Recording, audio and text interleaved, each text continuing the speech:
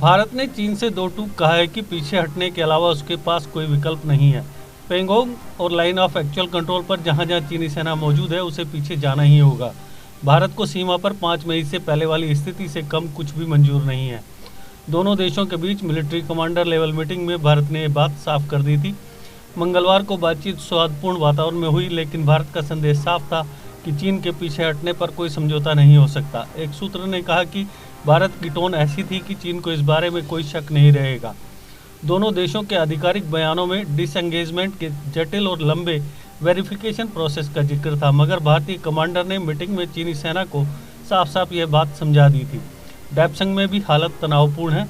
भारत की राय यह है कि चीन बातचीत की मेज पर बैठकर यह चर्चा करे कि LAC कहां तक है और उकसावे की हरकतों से बचे। एक सूत्र ने कहा, यह नहीं हो सकता कि LAC कहां है, इस पर चर्चा भी न हो और घुसपैठ होती रहे। शुक्रवार को रक्षा मंत्री राजनाथ सिंह लद्दाख में थे। यहां उनके आगे सेना ने ऊंचाई वाले इलाकों में इंटीग्रेटेड कंबाइंड फोर्स के इस्तेमाल का नमूना पेश किया। यह साफ तौर पर चीन को संदेश था कि भारत बल प्रयोग में पीछे नहीं हटेगा और असल में इसके लिए पूरी तरह से तैयार है। बातचीत से तनाव सुलझाने की कोशिशों के बीच भारत का साफ इशारा है कि वह चीन की हरकतों का जवाब देने में देर नहीं करेगा। भारत की पोजीशन को दुनिया भर में सपोर्ट मिला है। मित्र देशों से मिलने वाली इंटेलिजेंस बताती है कि चीन अलग थलग पड़ चुका है। भारत 15 जून को गलवान घाटी में हुई झड़प के बाद चीन पर रत्ती भर भरोसा करने को तैयार नहीं है। उसका जोर डिसएंगेजमेंट के वेरिफिकेशन पर है। पेंगोंग का उत्तरी किनारा अब भी तनाव की वजह बना हुआ है। फिलहाल चीनी सेना सिर्फ फिंगर 4 से फिंगर 5 के बीच से हटी है। भारत चाहता है कि PLA करीब 8 किलोमीटर पीछे सिरजप स्थित अपने बेस तक वापस जाए। भारतीय सेना फिंगर 2 और फिंगर 3 के बीच मौजूद है। दोनों देशों के बीच बनी सहमति के मुताबिक भारतीय सैनिक फिलहाल इन पेट्रोलिंग पॉइंट्स पर सामान्य पेट्रोलिंग नहीं कर पा रहे हैं। लद्दाख में जारी गतिरोध को हल करने के लिए भारत के साथ डिप्लोमेटिक और सैन्य स्तर पर बातचीत के दौरान भी चीन अपनी नापाक चाल से बाज नहीं आ रहा है। शनिवार को ली गई सैटेलाइट इमेज से खुलासा हुआ है कि चीनी सेना अब भी पेंगोंग के फिंगर 4 से 3 किलोमीटर की दूरी पर जमी हुई है।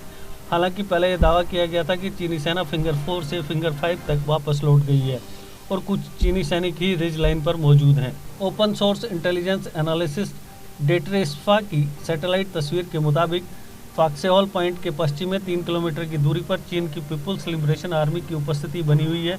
वहीं इस कैंप से कुछ किलोमीटर पीछे चीनी सेना के सपोर्ट कैंप भी मौजूद हैं।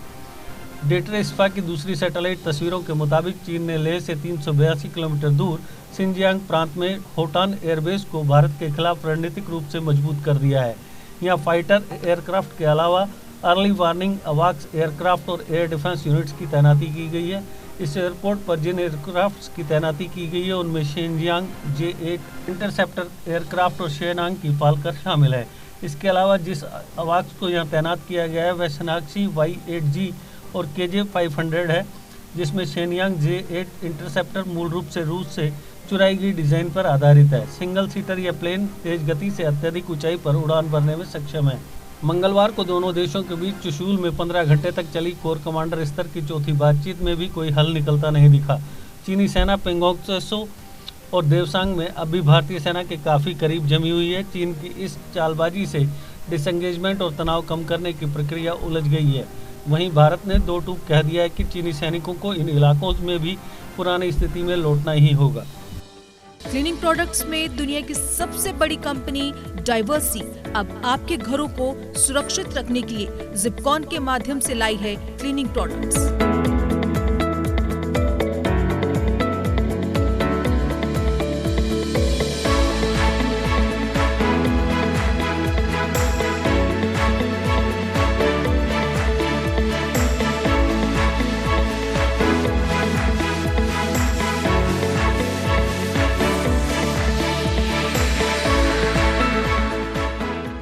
JK Update is fastest growing media house in J&K with 1.5 crore monthly views. JK Update is a best platform for advertise your brands and services. If you want to advertise your products and services, please contact us on this number. Mr. Sushil Sharma 705-109-1804. JK Update. Update रहें हमारे साथ।